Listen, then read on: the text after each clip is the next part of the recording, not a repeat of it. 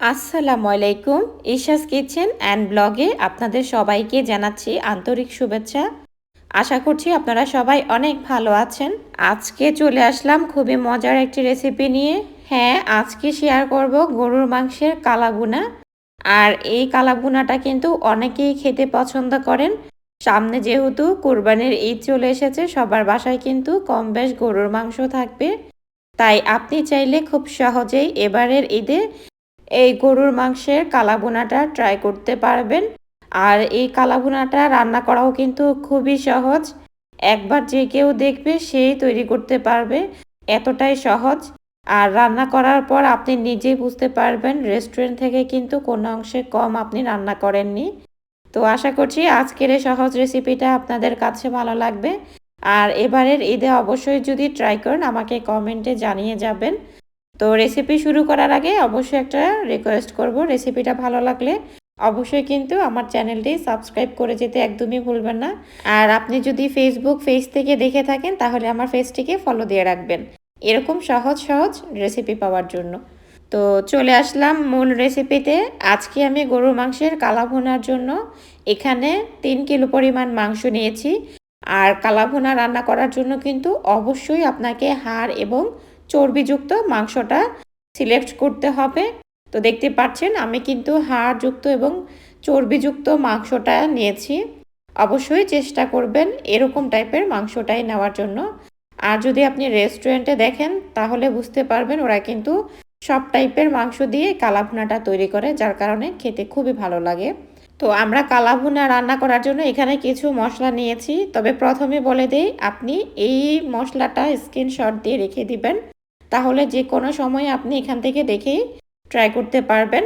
তো প্রথমে এখানে আমি হলুদ নিয়েছি 1 চা চামচ, কালা গোলমরিচের গুঁড়া নিয়েছি 1 টেবিল চামচ, তারপর গরম মশলার গুঁড়া নিয়েছি 1 টেবিল চামচ, ভাজা জিরার গুঁড়া নিয়েছি 1 টেবিল চামচ, লাল মরিচের গুঁড়া নিয়েছি আমি 1.5 টেবিল চামচ, ধনিয়ার গুঁড়া নিয়েছি আমি 1 টেবিল চামচ, তারপর এখানে রাঁধুনি নিয়েছি আমি, আস্তটা নিয়েছি, আপনার কাছে গুঁড়া থাকলে সেটাও নিতে পারবেন।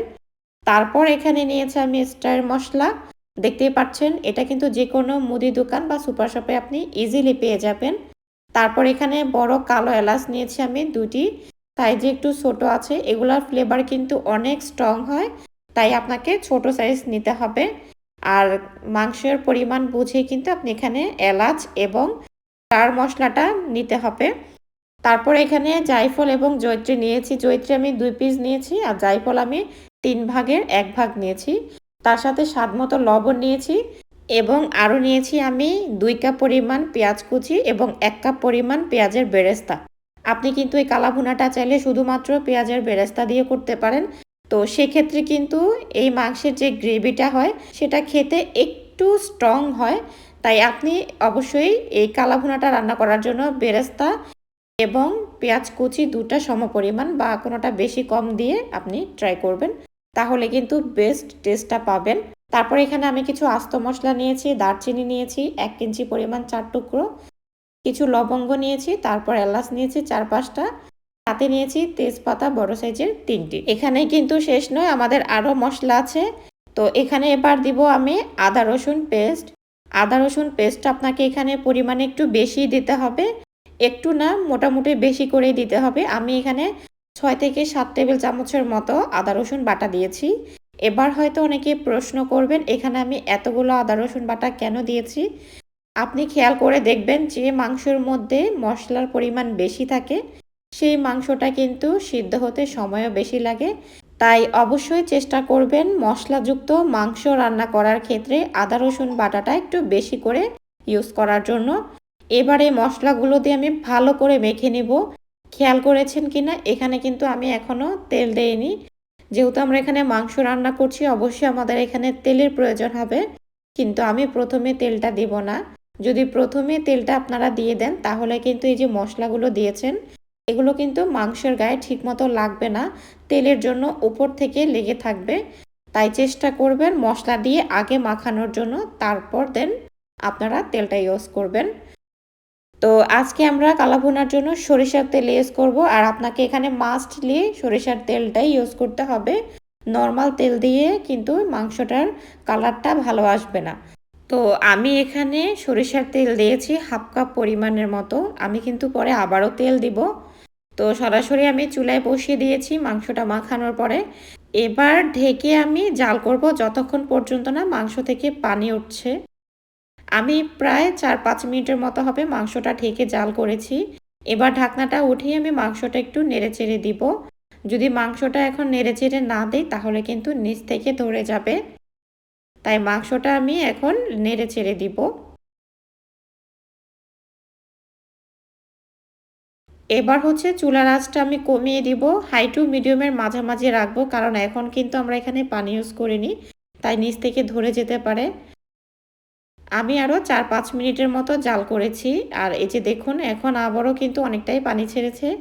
আবারও ঢেকে আমি আধা ঘন্টার মতো জাল করেছি। তো আমি স্টেপ বাই স্টেপে আপনাদেরকে দেখানোর চেষ্টা করতেছি। তার কারণ হচ্ছে মাংসটা কিন্তু একেবারে রান্না করলে আপনার কালার আসবে না। এটা আস্তে, আস্তে কিন্তু আপনাকে কালার আনতে হবে। আর অনেকটা সময় নিয়ে আপনাকে রান্না করতে হবে। তো আমি প্রায় ঘন্টা খানেকের মতো রান্না করেছি। এ পর্যায়ে দেখুন কালারটা কিন্তু অনেকটাই ডার্ক হয়ে গিয়েছে। আর এখানে আমি যে জায়ফল আর জয়ত্রীটা উঠিয়ে রেখেছিলাম, সরি আমি তখন কিন্তু বলতে ভুলে গিয়েছি। তো সেইটা গুঁড়ো করে এখন দিয়ে দিয়েছি। এবার হচ্ছে মাংসর মধ্যে আমরা বাগার দেব। কালাভুনা করার জন্য কিন্তু আপনাকে অবশ্যই বাগারটা দিতেই হবে। বাগারের জন্য এখানে সরিষার তেল নিয়েছি হাফ কাপ, সাথে কিছু পেঁয়াজ কুচি দিয়েছি। পেঁয়াজগুলো একটু ভাজা হলে তার সাথে শুকনো মরিচ দিয়ে সামান্য একটু ভেজেই এখন আমি সরাসরি মাংসের মধ্যে দিয়ে দিব। আর এটা কিন্তু অবশ্যই গরম থাকা অবস্থায় দিতে হবে।